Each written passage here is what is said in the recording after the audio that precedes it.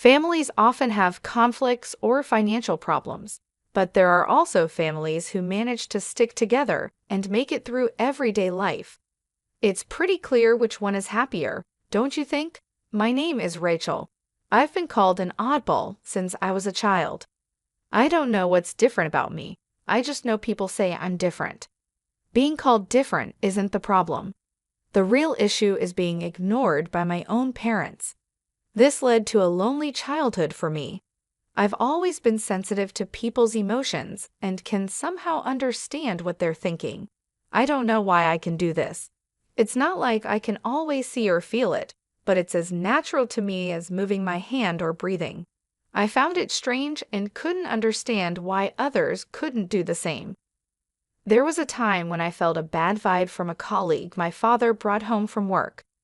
I warned my mother to be careful with that person, but she didn't listen. Later on, that colleague tricked my father into signing a contract as a guarantor for a loan. Although my mother didn't take my advice, when my father stepped away from the table with his colleague, I told him, "Dad, something is telling me that the word joint is dangerous. I don't know what joint means, but please be careful." So my father hesitated and refused to sign as a joint guarantor.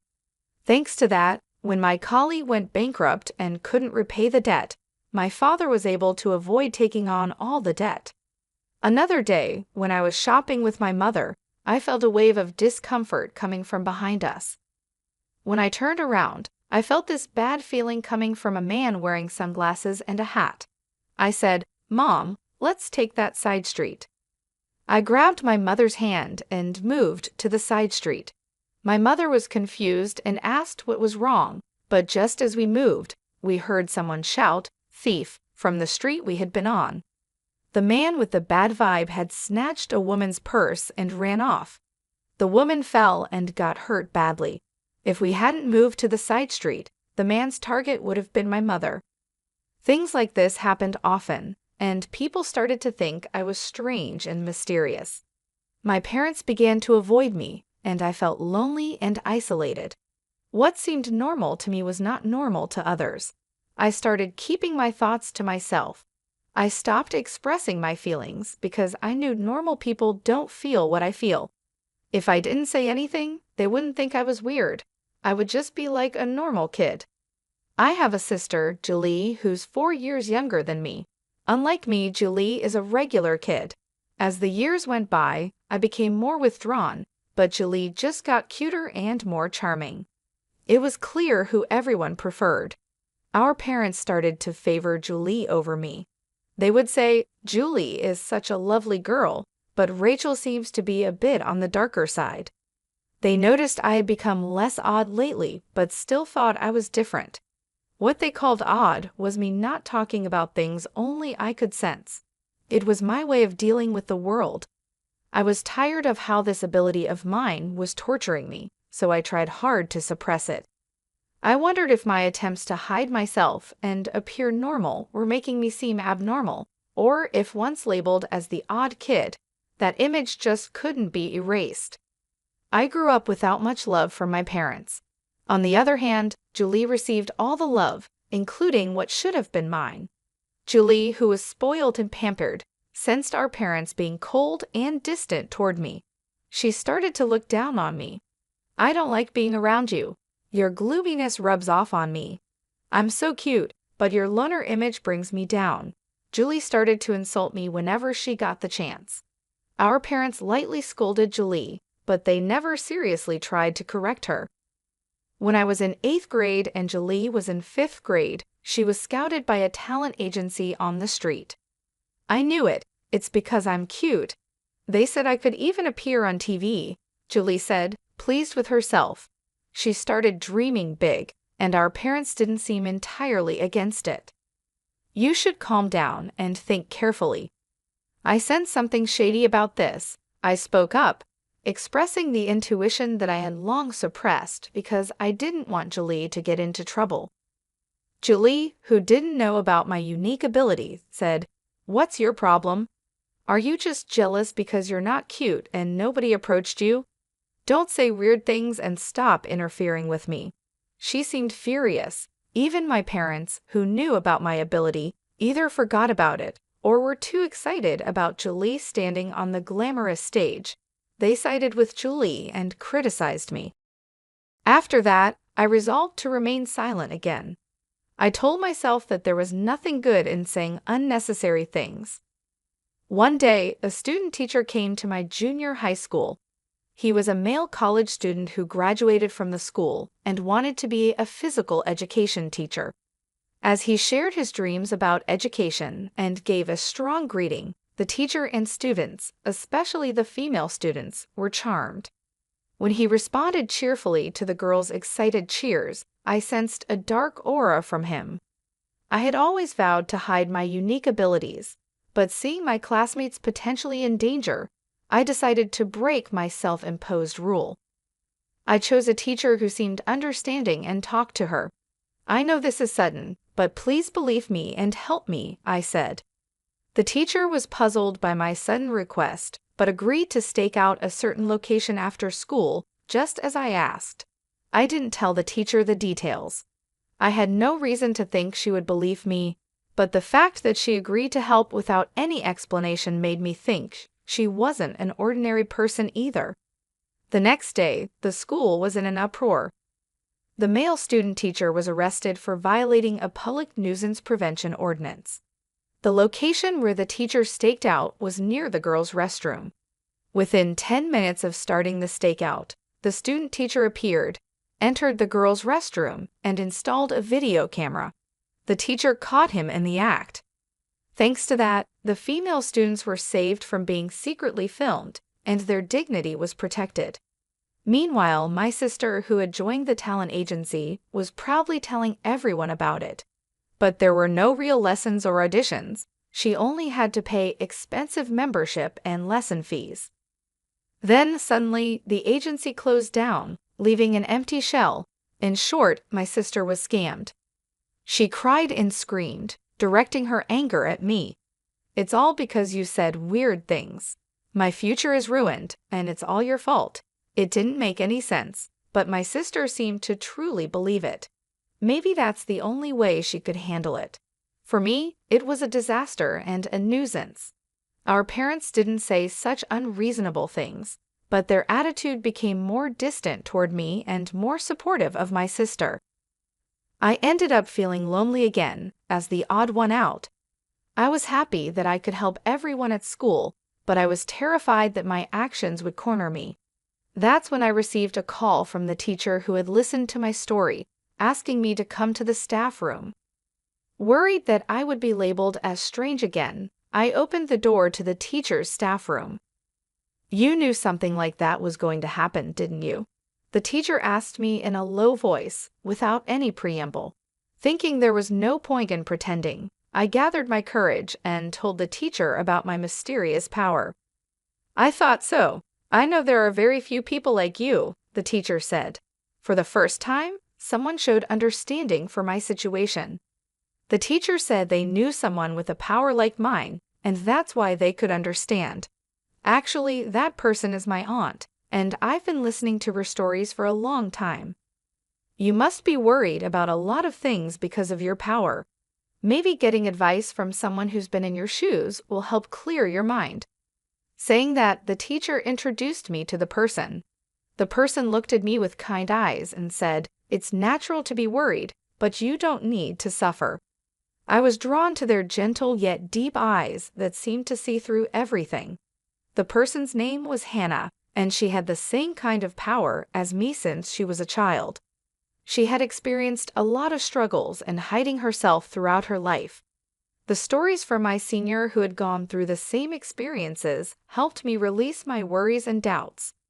From this day on, my interactions with Hannah began. I called Hannah my mentor, but she just gave a wry smile and said, "Please don't." Thanks to Hannah, or rather my mentor, I changed. I had been living my life quietly, trying to stay unnoticed, but as my awareness grew, I gradually began to live a normal life as an ordinary girl. However, since the incident with the talent agency, I haven't been able to reconcile with my sister. If anything, it feels like we're drifting apart.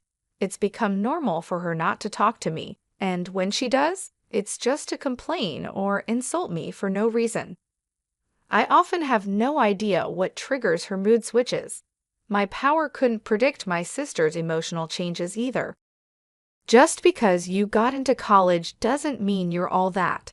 It's not even that great of a school, and you're so happy-go-lucky, she would say. My sister, who had hoped to get into her top-choice high school, ended up at her second-choice school. Because of that, she got mad when I got into my first-choice college.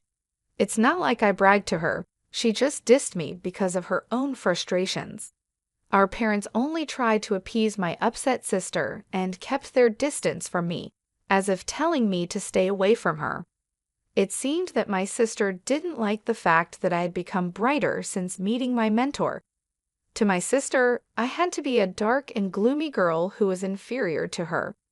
But my sister is really smart. It was surprising that she failed her high school entrance exams. Of course, she was filled with frustration and poured all of that into studying at her new high school. As a result, she was at the top of her class for all 4 years and got accepted into a prestigious national university on her first try. I got into the most difficult university. Your college doesn't even come close to mine, she boasted. I lightly responded with, "That's true," to my satisfied sister because I knew nothing good would come from getting too involved with her. However, my sister thought that my light reaction was belittling her accomplishments and unleashed a barrage of verbal abuse at me. Both my parents were at their wits' end with my sister, who couldn't be calmed down once she lost her temper. All they could do was watch nervously. They blamed me for causing the trouble and eventually ended up calling me a troublemaker. I wanted to argue back about who the real problem child was, but I always swallowed my words to avoid complicating things further. Setting aside my sister's issues, as I approached college graduation, I had to seriously confront my own career path. I was no longer as introverted as I used to be. I still struggled with socializing and had little confidence in building good relationships with others. My ability allowed me to detect people's negative emotions. While I could sense positive emotions too, it seemed people were more prone to negative ones, which made detecting such negativity painful for me. Throughout my school life, I was tormented by these swirling negative emotions and had come close to losing faith in people. Could someone like me really manage to work at a company? I decided to consult my mentor about this dilemma. I wanted to learn how she had overcome similar issues, as I was sure she had faced them as well. I have experienced the same worries as you. Maybe you should consider doing the kind of work I do, she suggested. My mentor used to work as a fortune teller and a counselor, helping people resolve their problems. She could use her abilities to their fullest extent and contribute to the world and people around her. Also, she was able to work freelance, which meant she didn't have to belong to any organization. This way, there were fewer chances of getting entangled in human relationships or being affected by other people's emotions. "It's the perfect job for people like us," she said. Encouraged by my mentor, I decided to pursue the same line of work. She taught me everything from how to do the job to how to acquire clients. Nowadays, thanks to the internet, it's possible to work from home without any issues. When I told my parents and sister that I would not seek employment after graduation and work from home instead, they responded, "What's that? What kind of job is that? Seems so dumb. You'll be home all the time. At least make sure to do the housework. Can you even make a living doing that? How will you cover living expenses? Well, as long as you contribute to the household, do whatever you want." While I expected such a response from my parents, it made me feel a little lonely that they didn't support me more. I felt sad thinking about their demands for housework and money. My mood darkened, and so my life working from home began. At first, I didn't have any job requests and struggled day by day. But with my mentor's help, I gradually got the hang of it and started to make a living. For about a year, I couldn't contribute financially to the household, so I focused on doing the housework. My dad seemed unsatisfied, but my mom was relieved and kept him in check. After about a year, when I finally started contributing financially, my dad mocked me by saying, "Oh, finally, you're able to earn some pocket change, huh?" But I could tell he was actually quite satisfied with the money. However, even though I was contributing, the amount of housework I had to do didn't decrease, and our lives remained unchanged. Then, after another 3 years, my sister graduated from college and secured a job at a foreign company. Unlike you, I'm an elite. You're just unemployed, living at the bottom of the barrel. It's so depressing to have you as a sister, she would say. My sister, who had successfully landed a job, started to belittle me for working from home. "What are you even doing working from home? That's just like playing. You're nothing more than a parasite living at home." At times, she'd say, "It's really weird not to work outside. I'm working hard, earning everyone's respect, and now I've been promoted to team leader. My pay is going to increase, and I'm probably earning about 5 times more than you. There's no way a homebody like you can earn that much." My sister, who was promoted to team leader after only a year and a half at the company, kept one-upping me and looking down on me. She boasted about her good salary, but hardly contributed any money to the household and didn't help with the chores at all. Laundry, cleaning, preparing meals, everything was dumped onto Mom and me. When I say Mom and me, Mom mostly left it to me, so I was basically doing everything. Whenever I said to her, "Julie, you should take care of yourself a little. You shouldn't just spend all your money on fun. You should contribute to the household too," she just dismissed me, saying, "You, the unemployed, can handle the chores. I'm saving my money for my future." Our parents also just let her do what she pleased for some inexplicable reason of, "It's Julie, it can't be helped." I was used to my current lifestyle, and it was a comfortable environment for me to work, so I wanted to keep it that way. But I was starting to consider how to take care of myself. Then came the bombshell announcement from my sister. Without any prior warning, both our parents and I were taken aback as she continued, "He's a real elite with an annual income." She sneered at me and added, "Marriage is just a pipe dream for someone unemployed like you, isn't it?" She said she would bring her boyfriend over the next Sunday. With the rapid succession of sudden developments, Sunday came, and we were still reeling.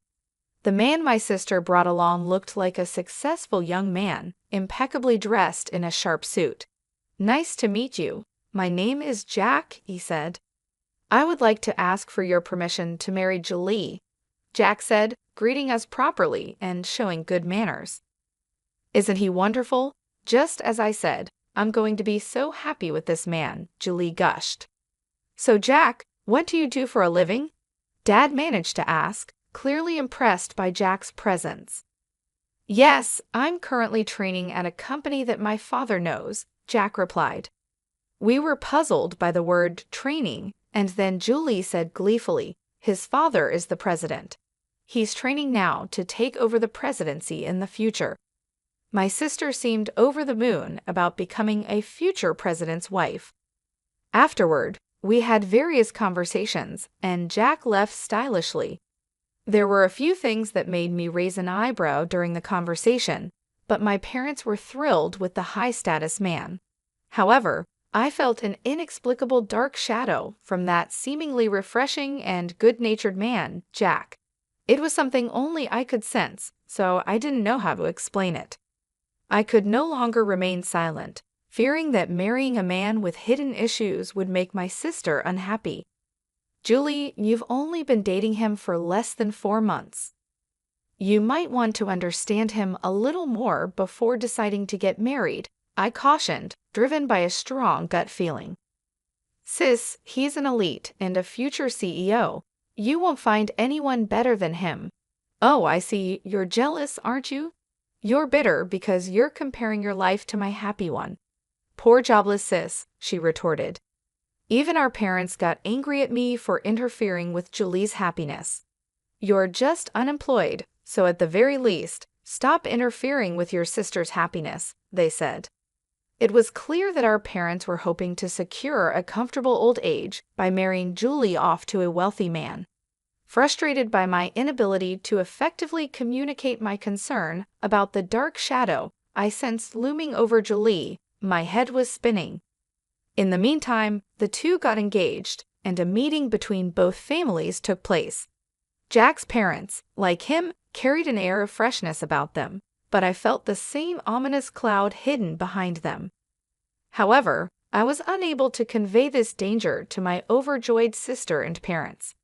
Before I knew it, the day of the wedding had arrived. The CEO of our company is attending today's reception. Can you comprehend how much I'm appreciated and anticipated in my company? I guess it's a kind of honor that a shut-in like you wouldn't understand, my sister said gleefully before leaving the house. She always included some derogatory words directed at me. At the wedding ceremony held at a hotel, the couple who pledged eternal love to each other entered the reception hall. Watching my sister, who was beaming with joy, I worried about how long this happiness would last. As my sister mentioned, the CEO made a keynote speech, full of praise for her, which delighted her. Once the speeches were over, food and drinks were served to each table. There were all sorts of delicious-looking dishes, but I started to feel a sense of discomfort. Gradually, I realized that no dishes were being served in front of me. At first, I thought my meal was just late, but other tables were already being served drinks, appetizers, and so on, one after another. Clearly, something was off. Nothing was being delivered to me. People at the same table began to notice this oddity and started whispering among themselves. At that moment, my sister came over to me and whispered into my ear with laughter in her voice. We didn't prepare free meals for the unemployed. After all, it's such a waste to serve such food to a jobless person. You should just eat potato chips at home. Just leave your gift money and go home. This outrageous remark was spoken loudly in my ear, and my ears rang. Jack, sitting at the groom's table, was grinning and nodding. Even our parents, who at first seemed surprised, said, "Well, it's true, Rachel is jobless after all." I was first taken aback, then a wave of anger surged up within me. I never thought you'd stoop this low, sis. Mom and Dad, this is unacceptable. How could you accept such rudeness? My parents just scowled at me, never bothering to reprimand my sister. Fine, I get it. I'm leaving, but don't come crying to me later, I said. You sound like a sore loser, she shot back. Amidst the chaos of this unbelievable turn of events, a man suddenly stood up. Sorry to interrupt. I'm the groom's brother, Larry. My brother and parents are trash, but it seems the bride is even worse. I can't take it anymore, said the man who introduced himself as Larry. He continued, Dad, your company went bankrupt 5 months ago, didn't it? Pretending to still be a CEO is just a scheme to mooch off the bride and her family. Jack will never become a CEO. He's planning to leech off his wife while pretending otherwise. He's unemployed now. Larry's words caused a commotion among the guests, but my sister was the most heated. What do you mean you lied to me? What do you mean unemployed? She demanded, her face turning from red to blue, her eyes welling up with tears. Our parents, their assumptions proven wrong, began to yell and curse. The anguished cries of my family echoed throughout the venue. The groom and his parents remained silent, looking sulky. Before the ceremony, I had received a confession and apology from Larry, and asked him to speak his mind without reservation if something happened during the reception. As my sister was berating Jack with a wrathful face, another man couldn't take it anymore and stood up.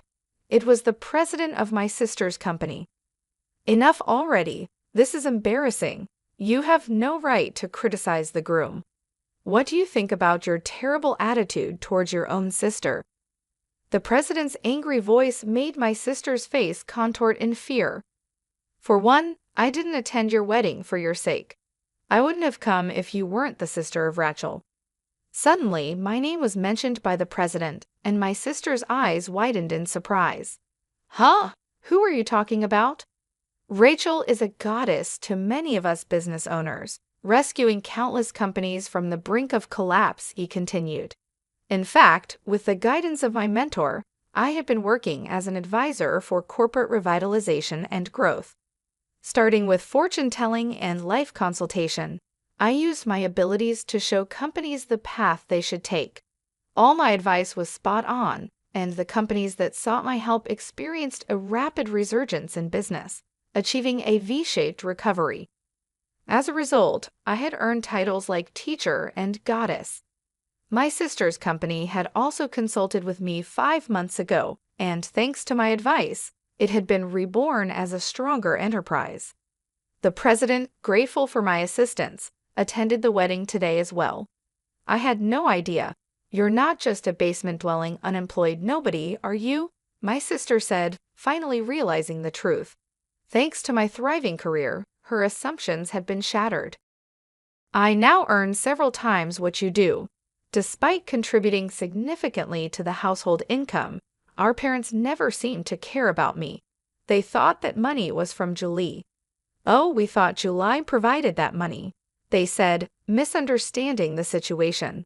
There was no way Julie would have been contributing money to the house.